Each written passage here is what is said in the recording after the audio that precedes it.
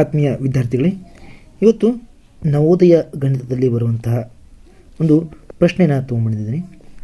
ಇದು ಪೂರ್ಣಾಂಕಗಳ ಮೇಲಿನ 4 ಗಣಿತದ ಮೂಲಭೂತ ಕ್ರಿಯೆಗಳ ಮೇಲೆ ಇರುವಂಥ ಒಂದು ಪ್ರಶ್ನೆ. ಇದು ತುಂಬ ಕಠಿಣವಾಗಿರುವಂಥ ಒಂದು ಪ್ರಶ್ನೆ. ಅದಕ್ಕಾಗಿ ಮಕ್ಕಳಿಗೆ ಸಹಾಯ ಆಗಲಿ ಅಂತೇಳಿ ಇವತ್ತಿನ ಒಂದು ಪ್ರಶ್ನೆಯನ್ನು ನಾನು ಬಿಡಿಸ್ತಾ ಇದ್ದೀನಿ. ಇಲ್ಲಿ 20ನೇ ಪ್ರಶ್ನೆ ನೋಡ್ರಿ. ಈ ಒಂದು ಬುಕ್ನಲ್ಲಿರುವಂಥ ಒಂದು ಪ್ರಶ್ನೆ. 2 ಸಂಖ್ಯೆಗಳ ಗುಣಲಬ್ಧವು 8192. ಅವುಗಳಲ್ಲಿ ಒಂದು ಸಂಖ್ಯೆಯು ಇನ್ನೊಂದು ಸಂಖ್ಯೆಯ 2ರಷ್ಟು ಆದರೆ ಆ ಸಂಖ್ಯೆ ಯಾವುದು ಅಂತ ಕೇಳೋರು. ನೋಡ್ರಿ, ಇಲ್ಲಿ ಒಂದು ಗುಣಾಕಾರ ಲೆಕ್ಕವನ್ನು ಮಾಡ್ಯಾರ ಅವರು. ಗುಣಲಬ್ಧ ಅಂದ್ರೇನ್ರಿ, 2 ಸಂಖ್ಯೆಗಳನ್ನ ಗುಣಿಸಿದಾಗ ಬರುವಂಥ ಒಂದು ಉತ್ತರ, ಅದಕ್ಕೆ ನಾವು ಗುಣಲಬ್ಧ ಅಂತ ಕರಿತೀವಿ. ಇಲ್ಲಿ 2 ಸಂಖ್ಯೆಗಳ ಗುಣಿಸಿದಾಗ ಅಲ್ಲಿ ಬಂದಿರುವಂಥ ಗುಣಲಬ್ಧ ಎಷ್ಟಪ್ಪ ಅಂದರೆ 8192. ಹಾಗಾದ್ರೆ ನಾವೇನು ಮಾಡಬೇಕು, ಮೊದಲ ಸಂಖ್ಯೆ ಮತ್ತು ಎರಡನೇ ಸಂಖ್ಯೆಯನ್ನು ಇಲ್ಲಿ ಕಂಡುಹಿಡಬೇಕಾಗುತ್ತೆ. ಹಾಗಾದ್ರೆ ಬರೀ ನಾವು ಬುಕ್ನಲ್ಲಿ ಬಿಡಿಸ್ತಾ ಹೋಗ್ರಿ. ಎಕ್ಸ್ ಅಂತ ಇಟ್ಕೊಂಡ್ರಿ. ಯಾಕಂದ್ರೆ ನಾ ಎಕ್ಸ್ ಅಂದ್ರೆ ಯಾಕೆ ಇರ್ತೀನಪ್ಪ ಅಂದರೆ ಆ ಸಂಖ್ಯೆ ಬೆಲೆ ನಮ್ಗೆ ಗೊತ್ತಿಲ್ಲ. ಅವ್ರು ನೇರವಾಗಿ ಏನು ಮಾಡ್ಯಾರ ಅಂದ್ರೆ ಗುಣಲಬ್ಧವನ್ನು ಕೊಟ್ಟಾರ. ನಾವು 2 ಸಂಖ್ಯೆಗಳನ್ನ ಕಂಡುಹಿಡಬೇಕು. ಅಂದ್ರೆ 2 ಸಂಖ್ಯೆಗಳನ್ನ ಗುಣಿಸಿದಾಗ ಒಂದು ಗುಣಲಬ್ಧವನ್ನು ನಾವು ಇಲ್ಲೇ ಕಂಡುಹಿಡಿತೀವಿ. ಮೊದಲ ಸಂಖ್ಯೆ ಎಕ್ಸ್ ಅಂತ ಇಟ್ಕೋರಿ. ಇನ್ನು ಎರಡನೇ ಸಂಖ್ಯೆ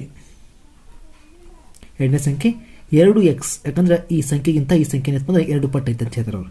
ಏನಾದ್ರು ಆ ಸಂಖ್ಯೆಗಿಂತ ಇನ್ನೊಂದು ಸಂಖ್ಯೆಯು 2ರಷ್ಟು ಐತೆ ಅಂತ ಹೇಳ್ಯಾರ. ಆ ಇನ್ನೊಂದು ಸಂಖ್ಯೆ 2ರಷ್ಟು ಇರುವಂಥ ಸಂಖ್ಯೆನ ನಾವೇನು ಮಾಡ್ಬೇಕು, ಈಗ ಕಂಡುಹಿಡಬೇಕು.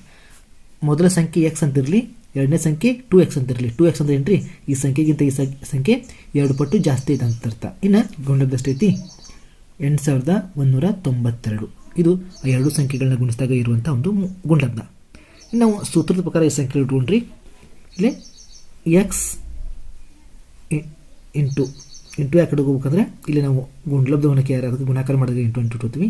ನಂತರ 2x = ಗುಣಲಬ್ಧ 8192. ಇನ್ನು ನಾವಿಲ್ಲಿ ಎಕ್ಸ್ ಅನ್ನು ಒಬ್ಬಂಟಿ ಮಾಡ್ಕೋಬೇಕು. ಅಂದರೆ ಯಾವ ಸಂಖ್ಯೆ ಬೆಲೆಯನ್ನು ಕಂಡುಹಿಡಬೇಕಲ್ಲ ಆ ಸಂಖ್ಯೆ ನಾವು ಒಬ್ಬಂಟಿ ಮಾಡಿಕೊಂಡ ಇಲ್ಲಿರುವಂಥ 2ಅನ್ನು ನಾವು ಆ ಕಡೆ ಕಳಿಸ್ಬೇಕು. ಇಲ್ಲಿ ಒಂದಿಷ್ಟು ನಾನು ನಿಯಮಗಳನ್ನು ತಿಳಿಸಿರ್ತೀನಿ.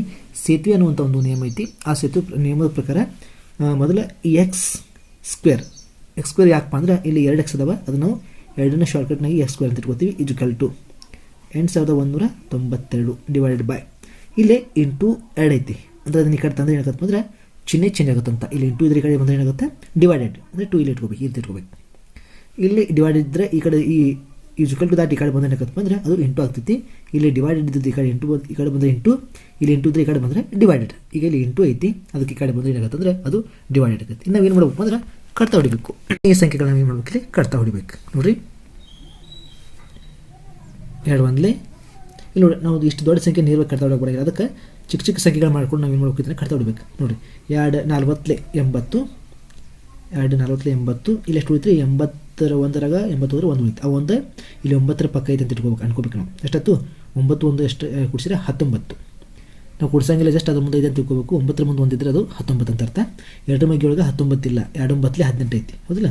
2 9 ಎಷ್ಟು ಉಳಿತು, 19 18 1 ಉಳಿತು. ಆ ಒಂದು ಮತ್ತೆ ಇಲ್ಲಿ 2 ಮುಂದೆ ಐತೆ ಅಂತ ತಿಳ್ಕೋಬೇಕು. ಎಷ್ಟಾಗತ್ತೆ, 12 ಆಗುತ್ತೆ.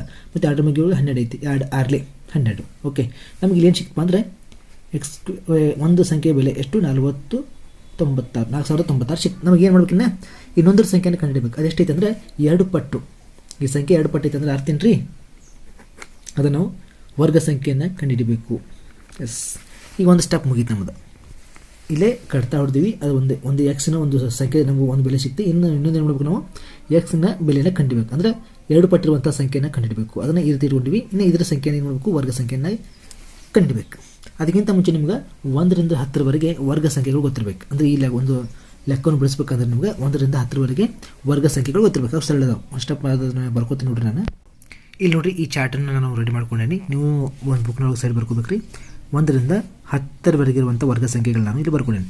1 1 1, 2 2 4, 3 3 9, 4 4 16, 5 5 25, 6 6 36, 7 7 49, 8 8 64, 9 9 10 10 100. ಈ ವರ್ಗ ಸಂಖ್ಯೆಗಳು ಯಾಕೆ ಯೂಸ್ ಆಗುತ್ತೆ ನೋಡ್ರಿ. ಇಲ್ಲಿ ಹಂಗಾರೆ ನಾವು ಇಲ್ಲಿ ಬರೋಣ್ರಿ. ಈಗ ಇಲ್ಲಿ ಎಷ್ಟೈತೆ ರೀ, 4096 ಐತಿ. ಇಲ್ಲಿ ಮೊದಲು ನಾವೇನು ಮಾಡಬೇಕು, ಇಲ್ಲಿ ಮೊದಲ ಸಂಖ್ಯೆ 6. ಇಲ್ಲಿ ಯಾವೆಲ್ಲ ವರ್ಗ ಸಂಖ್ಯೆಗಳ ಮುಂದೆ ಐತೆ ನೋಡ್ಕೋಬೇಕು. ಇಲ್ಲಿ ನೋಡ್ರಿ, 6 ಎಲ್ಲ ಐತೆ ನೋಡ್ರಿ, 6 ನೋಡ್ರಿ. ಈ 6 ಅಂದರೆ ಮೊದಲ ಸಂಖ್ಯೆ ಬರ್ಬೇಕು ನಮಗೆ. 6 ಐತೆ ನೋಡ್ರಿ. ಈ 6 ಎಲ್ಲೈತೆ ನೋಡ್ರಿ. ಹಾಂ, ಇಲ್ಲಿ ನೋಡ್ರಿ, ಇಲ್ಲೈತಿ ಮತ್ತು ಇಲ್ಲೈತಿ. 6 4ರ ವರ್ಗ ಸಂಖ್ಯೆ ಒಂದು 6 ಐತಿ ಮತ್ತು 6ರ ವರ್ಗ ಸಂಖ್ಯೆ 6 ಐತಿ. ನಮಗೀಗ ಹಿಂದಿನ ಸಂಖ್ಯೆ ಸಿಕ್ತು. ಎಷ್ಟು ಹಿಂದಿನ ಸಂಖ್ಯೆ ಸಿಕ್ತು ನಮಗೆ. ನಮಗೆ ಹಿಂದಿನ ಸಂಖ್ಯೆ ಸಿಕ್ತು 4 ಮತ್ತು 6. ಇನ್ನು ಅದರ ಹಿಂದಿನ ಸಂಖ್ಯೆ ಕಂಡುಹಿಡಬೇಕು. ನಮಗೆ ಏನು ಸಿಕ್ಕತ್ತೀಗ ಮುಂದಿನ ಸಂಖ್ಯೆ ಕಂಡಿರ್ತೀವಿ. 4 ಆಗ್ಬೋದು ಅಥವಾ 6 ಆಗ್ಬೋದು. ಇನ್ನು ಏನು ಮಾಡ್ಬೇಕು ರೀ, ಇದನ್ನು ಕಟ್ತಾ ಹಿಡಬೇಕು ನಾವು. ಅದು 6 ಕಂಡುಹಿಡಿಯುವಂದ್ರೆ ಅದರ ಬಾಜು ಇರುವಂಥ ಸಂಖ್ಯೆ ಎರಡು ಕೂಡ ಕಟ್ತಾ ಹಿಡಬೇಕು. ಇನ್ನು 40. ಈ 40 ಇಲ್ಲಿ ಯಾವ ಎರಡು ಸಂಖ್ಯೆಗಳ ನಡುವೆ ಬರ್ತದೆ ಅನ್ನೋದು ನೋಡ್ಬೇಕು. ನೋಡ್ರಿ ಇಲ್ಲಿ ನೋಡ್ರಿ 36 ಮತ್ತು 49. ಇನ್ನು 36 ಮತ್ತು 49 ಈ ಎರಡು ಸಂಖ್ಯೆಗಳ ನಡುವೆ 40 ನಾವು ನೋಡ್ಬೋದು. 36 ಮುಂದೆ ಬರ್ತೈತಿ, 49 ಒಳಗಡೆ ಅಂದರೆ ಹಿಂದ್ಗಡೆ ಬರ್ತೈತಿ. ಇನ್ನೇನು ಮಾಡ್ಬೇಕು ರೀ, ನೋಡ್ರಿ ಇದು 3. ಇಲ್ಲೇ ಈ 40 ಯಾವ ಸಂಖ್ಯೆಗೆ ಅತಿ ಸಮೀಪ ಇರ್ತದೆ ನೋಡ್ಕೋಬೇಕು ನಾವು. ಯಾವುದು 40 36ಕ್ಕೆ ಸಮೀಪ ಇತ್ತು ಅಥವಾ 49ಕ್ಕೆ ಸಮೀಪ ಇತ್ತು ನೋಡ್ಕೋಬೇಕು. ನೋಡ್ರಿ 36, 37, 38, 39. ಸಾರಿ 36, 37, 38, 39, 40. 5 ಸ್ಟೆಪ್ಪು. ಇಲ್ಲಿ 5 ಸ್ಟೆಪ್ ಆಗುತ್ತೆ. ಇಲ್ಲಿ 40 9 ಸ್ಟೆಪ್ ಆಗುತ್ತೆ. ಅಂದರೆ ಅತಿ ಸಮೀಪ ಇರುವಂಥ ಸಂಖ್ಯೆ ಯಾವ್ದು ರೀ 36. ಅಂದರೆ 36 ಎದ್ರ ವರ್ಗ ಸಂಖ್ಯೆ, ಇದು 6 ವರ್ಗ ಸಂಖ್ಯೆ. ಓಕೆ, ಇಲ್ಲಿ ನೋಡಿರಿ 6, ಇಲ್ಲಿ 6 ಇಟ್ಕೊಂಡಿವಿ ನಾವು. ಇಲ್ಲೆಲ್ಲ ಆಪ್ಷನ್ ಕೊಟ್ಟಿರ್ತಾರೆ. ಆ ಆಪ್ಷನ್ದವ್ರು ಯಾವ ಇರುತ್ತಲ್ಲ ಅದನ್ನು ಆನ್ಸರ್ ಹಾಕೋಬೇಕು. ಇಲ್ಲಿ ಆಪ್ಷನ್ ಏನು ಕೊಟ್ಟಿದ್ರಪ್ಪ ಅಂದರೆ 64 ಕೊಟ್ಟಿದ್ರು. ಅಂದರೆ ಈ ಪ್ರಶ್ನೆಯ ಸರಿಯಾಗಿರುವಂಥ ಉತ್ತರ 64. ಯಾವ ಸಂಖ್ಯೆ ಮ್ಯಾಲಿರುತ್ತಲ್ಲ ಆ ಸಂಖ್ಯೆನ ಏನು ಮಾಡಬೇಕು, ಆ ಸಂಖ್ಯೆನ ಬರ್ಕೊಂಡು ಬಿಡ್ಬೇಕು. ಇಲ್ಲಿ ಸರಿಯಾಗಿರುವಂಥ ಉತ್ತರ ಯಾವುದಂದ್ರೆ 64. ಇದು ಎರಡನೆಯ ಸಂಖ್ಯೆ. ಓಕೆ, ಈ ರೀತಿ ನಾವು ಪ್ರಶ್ನೆಗಳನ್ನು ಬಿಡಿಸ್ತಾ ಹೋಗಬೇಕು. ಈ ಇನ್ನೂ ತಿಳಿಲಿಲ್ಲ ಅಂದರೆ ಈ ವಿಡಿಯೋನ ಇನ್ನೊಂದು ಸರ್ತಿ ನೀವು ಕ್ಲಿಯರಾಗಿ ನೋಡ್ಕೊರಿ, ನಿಮ್ಗೆ ಉತ್ತರ ಸರಿಯಾಗಿ ಅರ್ಥ ಆಕತಿ.